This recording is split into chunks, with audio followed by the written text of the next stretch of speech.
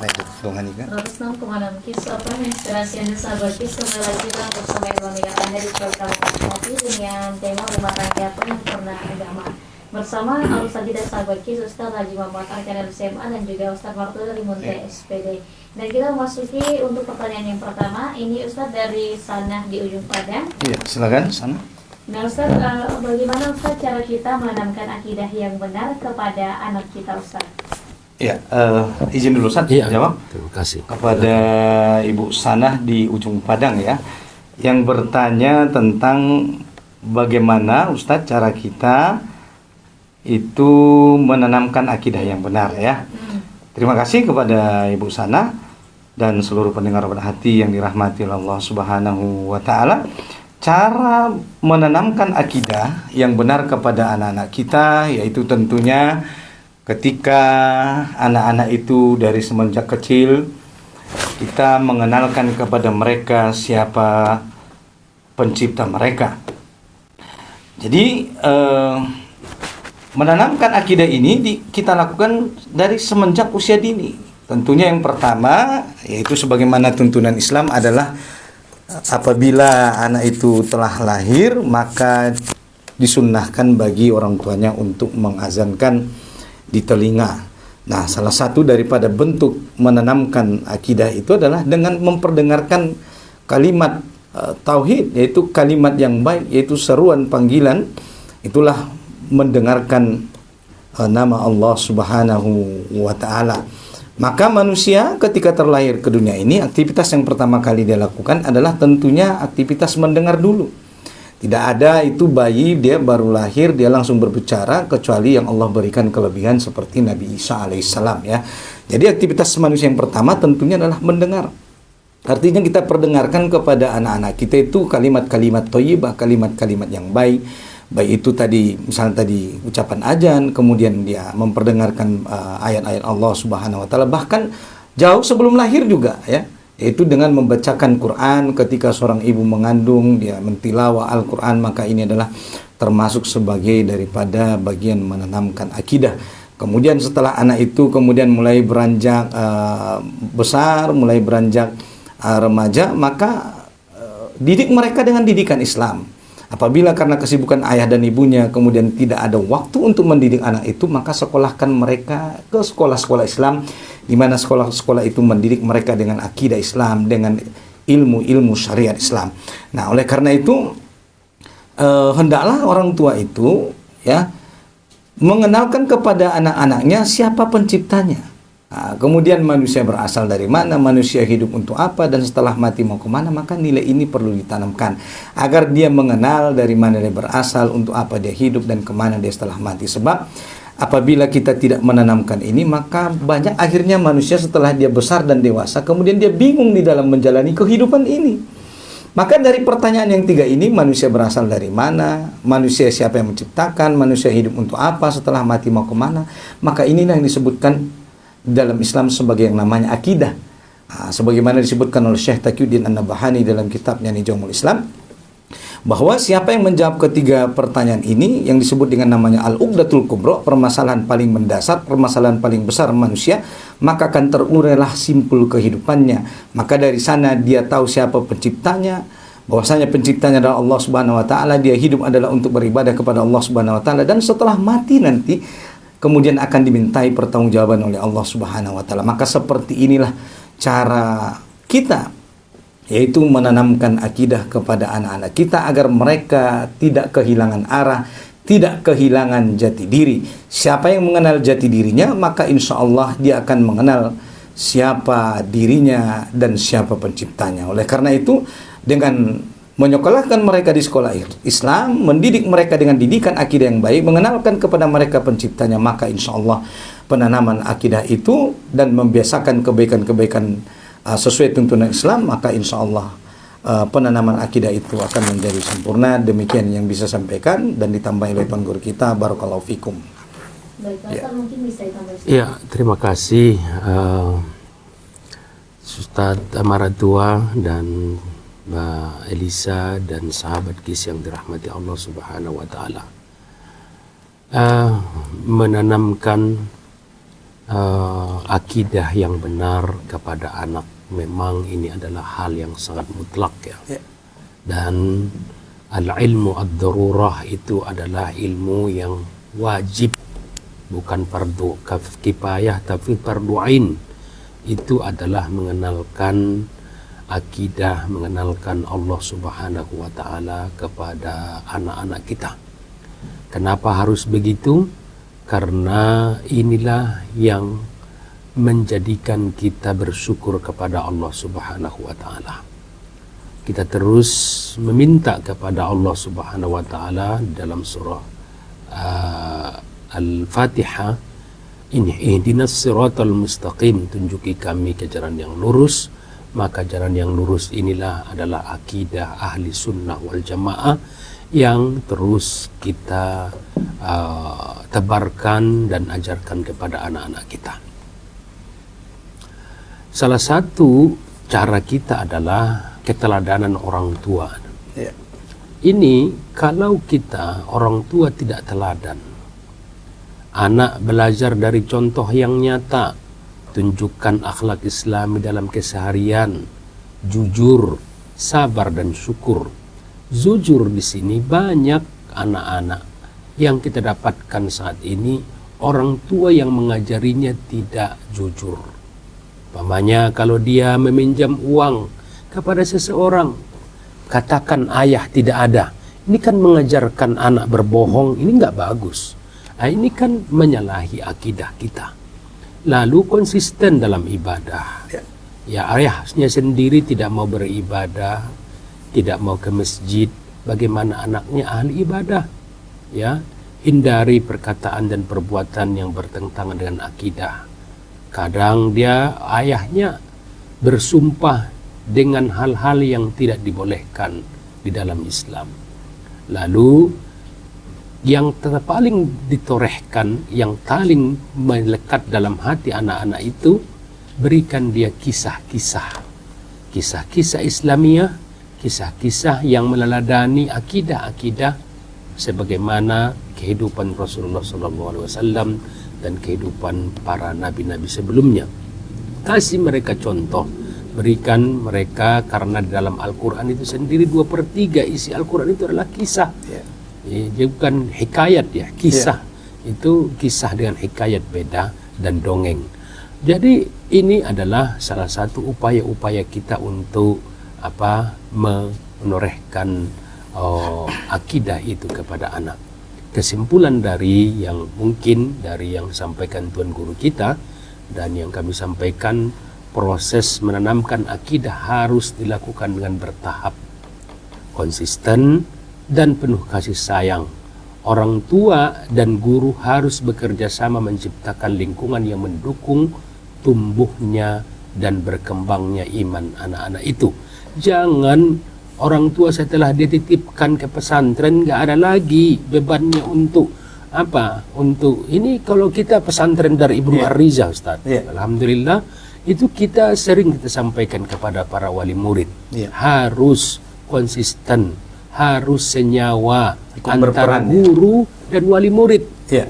Jangan istilahnya aturan yang ada di dalam pesantren itu setelah di rumah ini nggak ada aturan lagi, gitu. Makanya ini harus konsisten, harus bekerja sama antara guru dan wali murid dalam menterbiah dan mendidik anak-anak. Terima kasih. Baiklah Ustaz, mungkin ini masih berkaitan dengan pertanyaan pertama ya. Boleh, silakan Mbak Elisa. Dari Bang Ahmad Sodikin di Palopat Maria Ustaz. Bagi Ustaz, anak abang ini masih 2 tahun. Nah, setiap sholat selalu diikuti oleh anak yang 2 tahun ini. Nah Ustaz, apakah mulai dari situ dididik belajar sholat caranya walaupun belum bisa berbicara dan masih 2 tahun itu Ustaz? Itu bagaimana Ustaz? Terima kasih. Izin Ustaz, silakan. Kepada Bang Ahmad Sodikin dari Palopat Maria tadi yang bertanya bagaimana kalau kita mengajarkan atau menanamkan akidah, yaitu contoh keteladanan keimanan kepada Allah itu dengan misalnya anak yang mencontoh orang tuanya sedang melakukan sholat.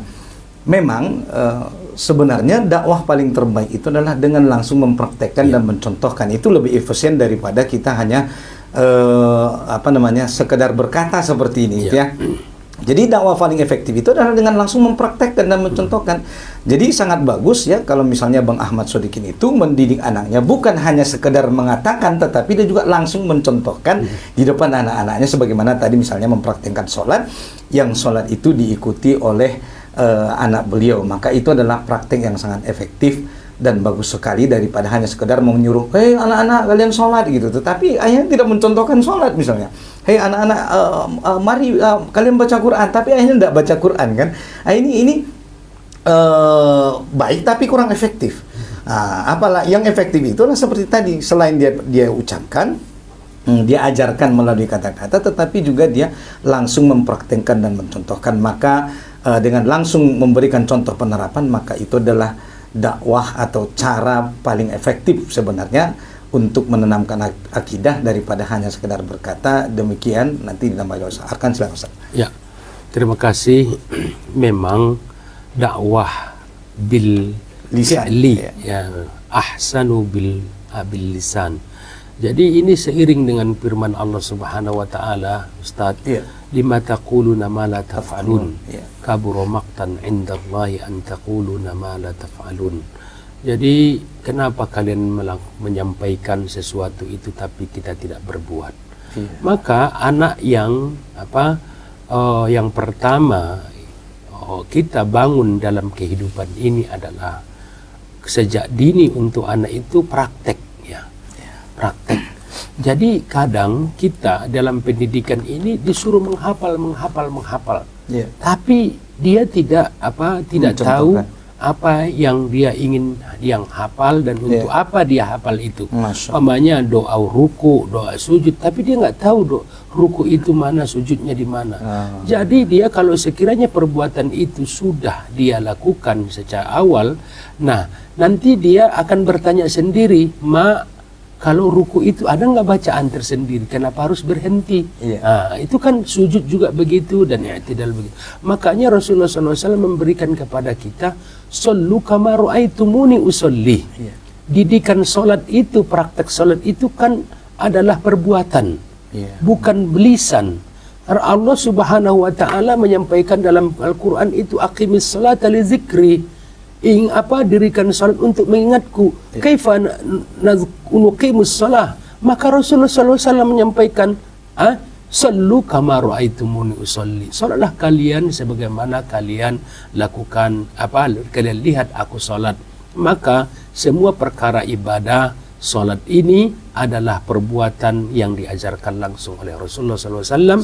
Maka dari itu, wahai sahabat kis yang dirahmati Allah, teruslah berbuat seperti itu, walaupun anak kita masih umur belia, harus kita memberikan pelajaran kepada mereka untuk praktek solat dan ibadah di dalam rumah tangga. Semoga agama kita sempurna di dalamnya. Amin ya rabbal alamin. Amin ya rabbal alamin. Baiklah Ustaz, pertanyaan yang berikutnya ini dari Samson dipersilakan. Mohon dijelaskan Ustaz peran zakat, infak dan sedekah dalam menyempurnakan kehidupan berumah tangga. Terima kasih Mbak Lisa. Izin Ustaz, silakan. Saya mendahului kepada Bang Samson dari Perselakan yang bertanya tentang bagaimana peran zakat, infak dan sedekah dalam menyempurnakan kehidupan berumah tangga. Nah, tentunya rumah tangga kaum muslimin, salah satu diantaranya kalau dia ingin rumah tangga itu sempurna, mendapatkan ridho Allah Subhanahu wa taala, tentunya di dalamnya tidak lepas dari yang namanya zakat, infak dan sedekah. Sebagaimana Allah mengatakan, "Huz min amwalihim shadaqatuhum wa tutahhiruhum wa tuzakkihim." Bahwasanya Allah memerintahkan agar diambil huz min amwalihim shadaqatan wa tutahhiruhum wa tuzakkihim, agar diambil dari harta kaum muslimin itu berupa zakat, infak dan sedekah untuk membersihkan dan mensucikan harta kaum muslimin itu. Jadi salah satu kesempurnaan daripada rumah tangga kaum muslimin bagaimana agar harta-harta kaum muslimin itu suci dan bersih dari kotoran. Nah, salah satu cara untuk membersihkan harta dari kotoran-kotoran yang tidak diinginkan adalah dengan membayar zakat. Baik itu zakat fitrah maupun zakat mal sesuai dengan tuntunan yang telah Allah sampaikan. Kalau di zakat mal tentu ada di dalamnya ada nisab, ada ukuran daripada kapan dia layak untuk dibayarkan zakatnya. Oleh karena itu, keluarga yang dia ingin keluarganya sempurna, ya tentunya adalah dengan membayar zakat, karena zakat ini adalah merupakan kewajiban dari Allah Subhanahu wa taala. Siapa yang tidak mau membayar zakat, maka dia berdosa kepada Allah Subhanahu wa taala. Oleh karena itu hendaklah keluarga muslimin membayar zakat. Kemudian juga begitu dengan infak. Di dalam infak ini Allah Subhanahu wa taala jelas mengatakan di dalam surah Al-Munafikun ayat 10 Allah mengatakan wa anfiqu mimma razaqnakum min qabli ayyati ahadukumul maut fayaqula rabbi laula akhartani ila ajalin qarib fa asaddaqa wa akum minas sholihin, yang artinya, dan infakkanlah sebagian dari apa yang telah kami berikan kepadamu sebelum kematian datang kepada salah seorang di antara kamu, lalu dia berkata, ya Rabbi laula akhartani ila adalin qarib fa asaddaqu wa akum minas sholihin. Ya Allah, ya Tuhanku, sekiranya engkau berkenan menunda kematianku sedikit waktu saja, maka aku dapat bersedekah dan aku akan termasuk orang-orang yang soleh. Pendengar hati yang dirahmati Allah Subhanahu wa taala, salah satu dari hal yang paling diinginkan oleh seorang hamba Allah Subhanahu wa taala apabila sudah meninggal dunia, maka kata Allah adalah yaitu bersedekah, berinfak. Oleh karena itu, mumpung nyawa masih berada di dalam badan, maka banyak-banyak kita berinfak, karena memang infak dan sedekah ini adalah merupakan anjuran dari Allah Subhanahu wa taala. Maka siapa yang keluarganya berinfak, siapa yang bersedekah, maka dia adalah orang-orang yang beruntung dan tidak termasuk orang-orang yang menyesal nanti setelah kematiannya, sebagaimana kata Allah Subhanahu wa taala dalam surah Al-Munafikun ini, yang kelak kata Allah Subhanahu wa taala bahwa orang-orang yang meninggal dunia itu, maka nanti ada yang berucap, ya Tuhanku, ya Rabbi laula akhartani ila ajalin qarib, ya Allah, tundalah sedikit daripada waktu kematianku agar aku masih sempat bersedekah. Oleh karena itu, pendengar hati yang dirahmati Allah Subhanahu wa taala, mumpung Allah masih memberikan kita kesempatan, banyak-banyak kita berinfak, banyak-banyak kita bersedekah sebagai modal bagi kita untuk pulang menghadap Allah Subhanahu wa taala. Bukankah Allah Subhanahu wa taala berkata dalam surah Al-Hasyr ayat 18, ya ayyuhalladzina amanu taqullaha wal tanzur nafsum ma qaddamat lighad wattaqullaha innallaha khabirum bima ta'malun.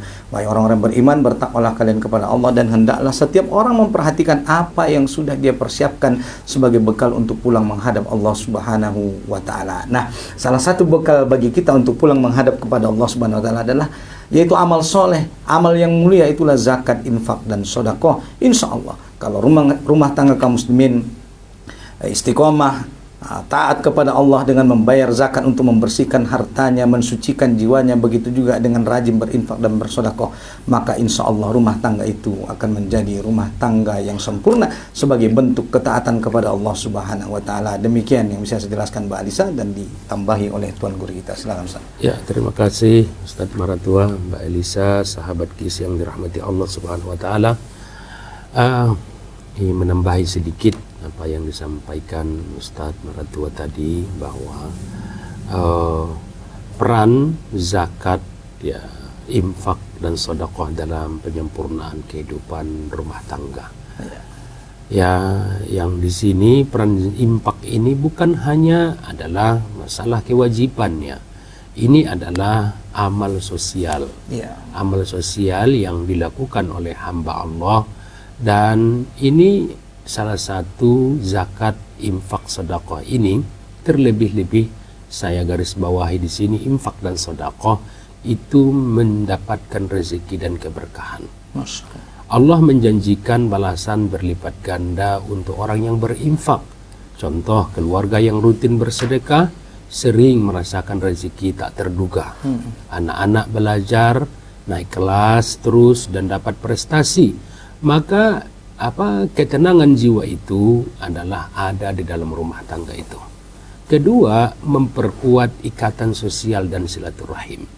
Zakat dan sedekah membantu kerabat yang membutuhkan, lebih utama tetangga ataupun orang tua ataupun keluarga kerabat kita yang paling dekat.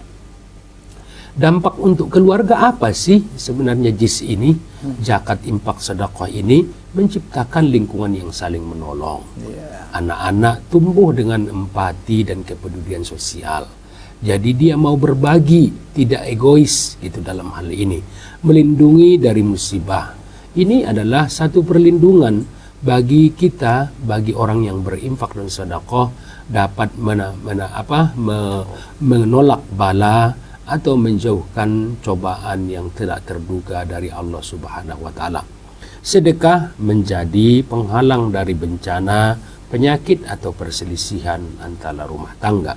Suami istri umpamanya yang gemar bersedekah lebih mudah menyelesaikan konflik antar keluarga bagi orang-orang yang tidak bersedekah itu. Lalu apalagi inilah yang perlu kita bangun dalam rumah tangga kita, agar anak-anak kita itu kita ajarkan sejak dini berbagi. Kalau nanti pergi ke pasar atau kemana, jangan kita sebagai ayah yang memberikan sedekah itu kepada orang lain. Suruh anak itu, nak, ini ambil. Jadi dia tahu bahwa untuk kalau ada uang dia harus berbagi kepada orang yang tidak mampu. Oh begitu rupanya. Dan diajarkan kepada anak itu sejak dini agar kenyamanan dan dampaknya dalam rumah tangga nyata dan kita merasakan ketenangan dan kenyamanan dalam rumah tangga tersebut. Terima kasih. Baiklah Ustaz, pertanyaan yang terakhir sekaligus penutup sesi kita ya Ustaz. Dari hamba Allah di sekitar Ustaz, bagaimana seharusnya Ustaz seorang istri menyikapi campur tangan mertua yang berlebihan dalam rumah tangga anaknya, dan apa hukumnya Ustaz jika istri menolak tinggal satu rumah dengan mertua jika merasa tidak nyaman Ustaz? Iya. Baiklah Ustaz, silakan. Ya, silakan. Terima kasih pada Mbak Alisa. Pendengar Rumah Hati yang dirahmati Allah Subhanahu wa taala yang bertanya tentang bagaimana seharusnya seorang istri menyikapi mertua yang terlalu jauh atau berlebihan di dalam ikut serta dalam perkara urusan rumah tangga anaknya. Pendengar Rumah Hati yang dirahmati Allah Subhanahu wa taala, maka tentunya menyikapi hal ini seorang anak tentunya harus bijaksana ya. Tidak boleh dia juga menjadikan durhaka kepada orang tuanya. Karena kita diperintahkan wabil walidaini ihsana. Kita diperintahkan untuk bergaul dengan orang tua kita, berbuat baik kepada orang tua kita.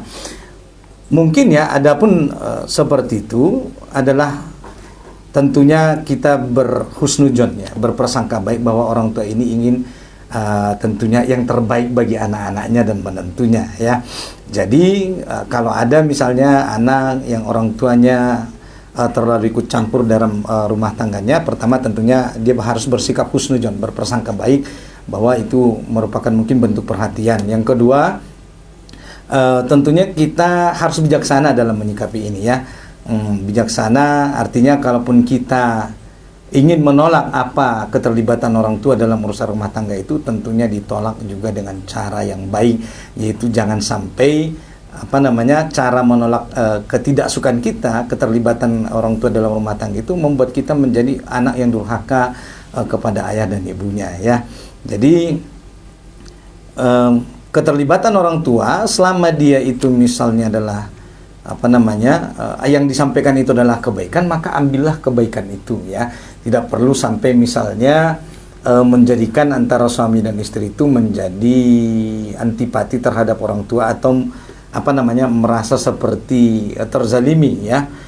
Jadi memang kita juga ini para orang tua ya Ustaz tentunya harus tahu dan batasan ya, sampai di mana kita boleh misalnya dalam hal menginginkan kebaikan bagi anak-anak kita.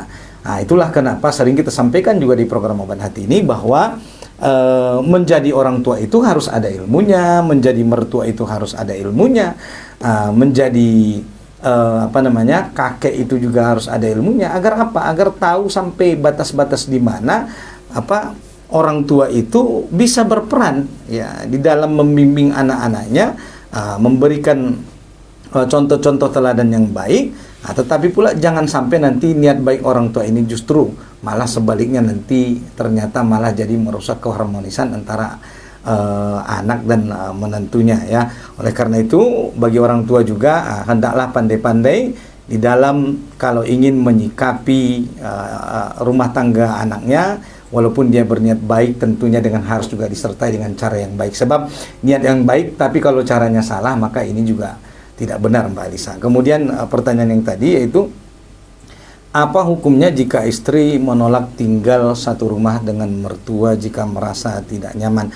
Nah ini menolak tinggal satu atap dengan mertua maka ini sah-sah saja, boleh-boleh saja selama memang cara menolaknya itu dengan cara-cara yang baik, tidak menyakiti hati orang tua, maka boleh saja seorang anak atau seorang istri itu tadi menolak tinggal satu atap dengan mertua, dan memang lebih baiknya seperti itu ya. Makanya kan ketika menikah itu perlu ada persiapan, Pak, benar-benar hati. Kalau bisa dan sanggup, maka sebelum menikah itu siapkan rumahnya dulu, siapkan kendaraannya dulu, walaupun mungkin rumahnya itu belum milik sendiri, misalnya dengan rumah kontrak. Agar apa? Agar mengurangi misalnya terjadinya gesekan-gesekan atau konflik-konflik di rumah tangga. Jadi tidak ada salahnya ya, sah-sah saja, mubah, boleh saja ada istri yang tidak mau satu atap dengan mertua, tetapi dengan catatan tetap berbuat baik kepada orang tua, tidak mengabaikan hak-hak orang tua. Demikian yang bisa saya jelaskan, ditambahi oleh Tuan Guru kita. Silakan Ustaz. Ya, terima kasih. Saya mempersingkat apa yang disampaikan oleh Tuan Guru kita tadi, bahwa memang solusi terakhir dari konflik antara tekanan dari keluarga, baik itu mertua ataupun lain-lain, maka kita harus tadi menjaga adab terhadap orang tua. Suami di sini harus menjadi penengah untuk membuat satu kesepakatan ataupun peran penting antara istri dan mertua. Jadi hukum menolak tinggal serumah itu dalam Islam boleh jika ada alasan syar'i, konflik yang tidak berkepanjangan umpamanya, atau gangguan ibadah ya, dan tidak boleh hanya karena ego ataupun alasan yang kuat. Dalam hal ini semoga Allah memberikan kemudahan dalam menjaga kehormatan rumah tangga kita. Amin ya rabbal alamin. Ya rabbal alamin. Jadi mungkin Ustaz, jadi Mbak Elisa, sebelum terakhir saya memberikan statement terakhir dalam pertemuan kita ini, kesimpulan dalam tema penyempurnaan agama dalam berumah tangga. Sahabat KIS yang dirahmati Allah Subhanahu wa Ta'ala, penyempurnaan agama Islam adalah proses berkelanjutan yang memadukan ilmu, ibadah dan akhlak, muamalah dan kontribusi sosial. Maka yang perlu kita bangun yang pertama di dalam penyempurnaan, maksudnya ilmu di sini adalah ilmu akidah, ibadah yang berkualitas, akhlak yang mulia, muamalah Islamiyah, kontribusi umat berdakwah dengan hikmah meladananan, amar ma'ruf nahi mungkar, evaluasi diri, dan menetap dalam target meningkatkan ibadah kepada Allah Subhanahu wa Ta'ala.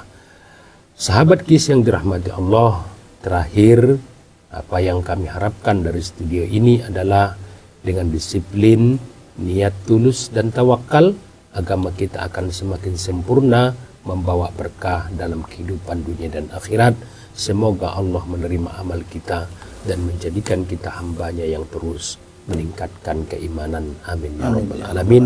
Wabillahi taufiq wabil hidayah wabihi nasta'in. Wassalamualaikum warahmatullahi taala wabarakatuh. Waalaikumsalam warahmatullahi wabarakatuh. Silakan Ustaz, untuk Ustaz Marto, silakan. Terima kasih Mbak Lisa sebagai closing statement, menyambung apa yang tadi disampaikan oleh Tuan Guru kita, rumah tangga sebagai penyempurna agama. Maka bagi seluruh rumah tangga kaum muslimin dimanapun berada, dengan seseorang itu menikah maka sempurna setengah agamanya, dan untuk setengah kesempurnaan yang lain sebagaimana kata Rasulullah SAW yang kita bacakan di hadis awal tadi, fal yattaqillahi fin nisfil baqi, maka hendaklah dia bertakwa kepada Allah dalam urusan agama yang setengah lagi. Oleh karena itu kami menghimbau seluruh pendengar Obat Hati yang dirahmati Allah Subhanahu wa Ta'ala, dengan kita telah menikah, dengan kita telah berumah tangga, berarti telah sempurna setengah agama. Dan untuk setengah agama lagi biar sempurna dan kesempurnaan itu menjadi kesempurnaan yang 100%, maka senantiasalah kita taat kepada Allah, tunduk kepada Allah, patuh kepada Allah dan Rasulnya. Maka insya Allah rumah tangga itu akan menjadi rumah tangga yang menjadi penyempurna takwa, penyempurna iman, penyempurna agama di dalam kehidupan kita. Demikian, mohon maaf apabila ada kesalahan kurangan dari kami sebagai pemateri obat hati pada kesempatan ini, dan insya Allah kita akan bertemu kembali dalam program obat hati di minggu yang akan datang. Barakallahu fikum. Demikian, assalamualaikum warahmatullahi wabarakatuh. Waalaikumsalam. warahmatullahi wabarakatuh. Dan sahabat kita, untuk program obat hati hari ini kita cukupkan sampai di sini. Sekalian juga bisa kami tutup diri dari ruang dengar Anda. Terima kasih banyak untuk kebersamaan Anda sahabat KIS dimanapun berada. Saya Lisa Ringgia pamit undur diri, dan Al-Ustaz juga pamit undur diri. Wassalamualaikum warahmatullahi wabarakatuh. Selamat sore dan selamat beraktivitas. Assalamualaikum.